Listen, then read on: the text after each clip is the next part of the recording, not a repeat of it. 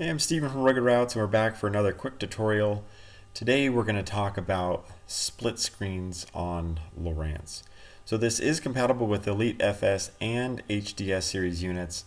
Today I'm demonstrating this on a HDS 10 Pro because it's got the video input, and I feel like the split screens just demos a little bit better as having that as an option. So we're going to jump right into it here. As you can see on the screen right now, I've got a chart panel on the left side, an instrumentation screen on the top right, and the reverse camera on the bottom right. I'm going to show you how this got configured. So go ahead and hit the Pages button in the top right. And then on the right side, you're going to see I have a bunch of split screen configurations in here already, but we're going to go ahead and create a new one. So you'll see the white plus sign on the right side. Go ahead and just tap on that. That'll bring us into the page editor, and what we'll do is we'll just drag panels from the left side into the main panel section in here. So we'll do a chart, and then I'm going to drag over my instruments, and I'm going to drag over a video panel. And you can keep going if you want. If you want to show multiple instrument panels, and it doesn't need to be the same ones if you have multiple instrument panels configured, which I know we haven't gone over yet, but we will. Not today, but another video. You can do that, or you can bring in multiple charts. You can even bring in the steer. On an HDS 10, you can do up to 6 panels on one screen. For most of you guys, myself included, probably not going to go that far to have 6. So I'm going to take the steer back out. I'm going to take one of the instrument panels back out. You know what? I'm actually going to leave 2 GPS panels in there, 2 navigation screens.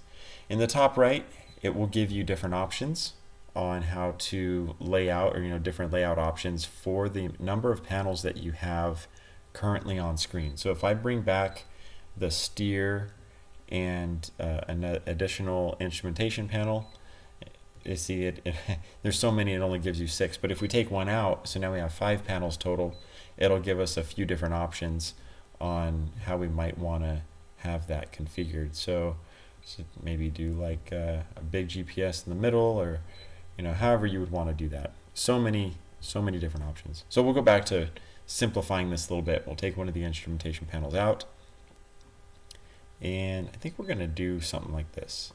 We're actually going to leave it as 4. Let's see. Yeah, let's do it this way. How's that sound? I'm just kind of doing this on the fly here. There's so many options. You can play with it and figure out what works for you. But once you've got a configuration that you like, you can go ahead and hit save at the bottom. And now you'll see we've got 2 GPS panels, the navigation screen at the top right and the reverse camera in the bottom right. So that's really all it takes to configure it. If you want to go back and have like a quick recall, we can kind of show you guys how that works. On the right side, the one that we just configured is going to be, the most recent one's always going to be the bottom one here. So we can just tap on that guy and it'll jump us right back in here. If we want to check out another one that we had saved before, hit Pages, we can jump in here. So it's quick recall. You can kind of go back to where we were here. Now, a couple things you'll want to know about operating split screen. The navigation panel all the way to the left here has an orange border around it. That means that's the active panel, and the menu that is showing all the way to the right side is the controls for that active panel.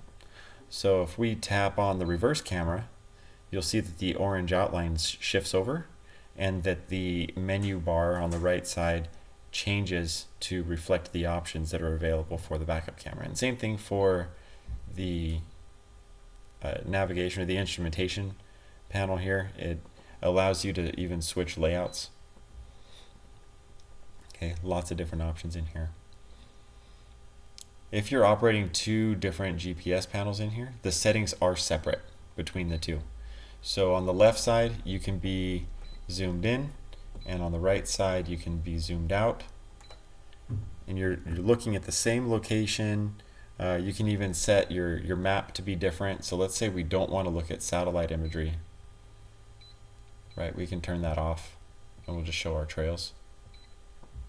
And once we have everything configured the way we like it, we can right swipe that menu option off. It gives us a little bit more real estate while we're in here. So a couple options there. So it's really not too hard to get to this point.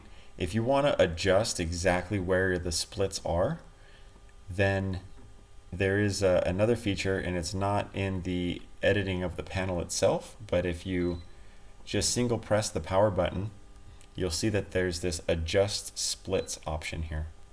And what that allows you to do is actually fine tune the size of each menu in here, or not menu, each panel. And you can see on the video and on the instrumentation page, before there was a lot of kind of dead space above and below. But we are able to make a little bit better use of that space by narrowing up the panels on the left side and giving the panels on the right side a little bit more of a rectangular shape. So pretty much it. If you guys have any questions about this, please drop comments in the comments box below this video. We are going to definitely get into instrumentation another day. It's like a whole subject in itself. But yeah, let me know what you guys think. And if you guys have any questions, I'll make another video if I need, or just chat back with you guys in the comments. Thanks for watching. I appreciate you all, and we'll catch you on the next one.